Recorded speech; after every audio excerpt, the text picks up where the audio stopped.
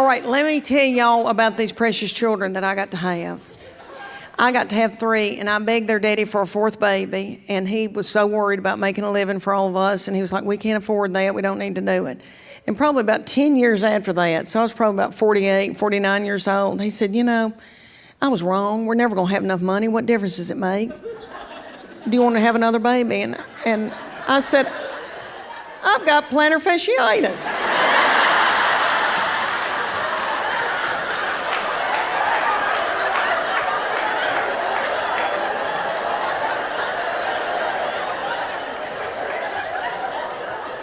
I'd leave a baby at Target by accident. But I got to have 3, and my boy is my oldest. He's 29, and I've got 2 girls. All right, my boy is, you know, we're right next to the Smoky Mountains, so he's grown up hiking, kayaking, fly fishing, doing all that outdoorsy stuff, and he loves it. So when it was time for him to pick up college, he chose Berry College in Rome, Georgia, Berry. What they're known for, it's the largest campus in the world. It's 26,000 acres of reserve. They have mountain bike trails, all the stuff he loves, rock climbing, all this stuff. There's only 2,000 students there, so they're more deer than there are children.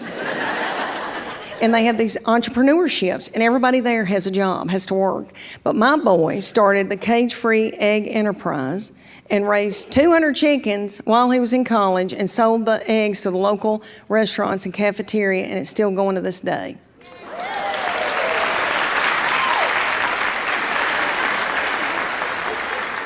I know, is that not darling? Yummy. Y'all want to know what I was doing at the University of Tennessee in 1983? I was not raising chickens, honey. I was doing horrible things, I was making horrible decisions, I was dating people you wouldn't wipe your feet on. But I'm okay now. I've been washed in the blood and I've been forgiven. Thank you.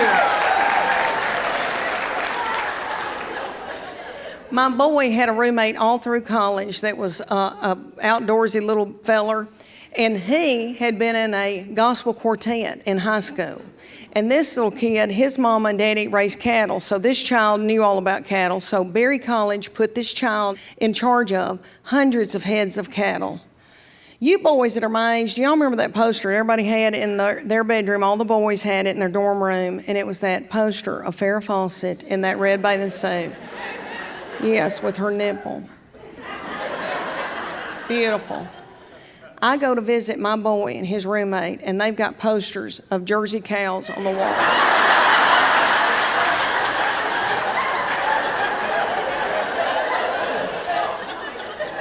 They had been out fishing or doing something and had found a little baby beaver that had been, her mom had been killed or she had been abandoned, something. They bring her back to the dorm room. I go to visit that weekend. I walk in and my boy is holding a little baby beaver in the palm of his hand, feeding her a kitten bottle. And I said, how do you even know what to feed her? He said, I've called a Beaver Hotline.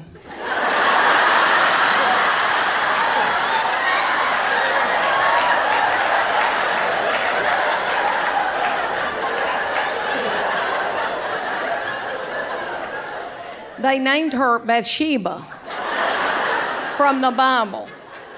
And all these boys in this dorm floor took care of Bathsheba when other people had to go to class, and they all loved her. And then some kid with some sense walked in one day and said, I think this is illegal. We're not even supposed to have a dog in here, much less a wild beaver. And my boy said, I cannot give her up, I love her.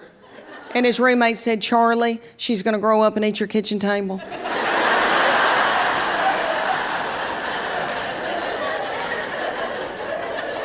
So they found a woman in Atlanta that takes care of wild animals on the down low. And they transported a beaver in the middle of the night. And that woman took care of Bathsheba until Bathsheba got big enough to kill that little woman.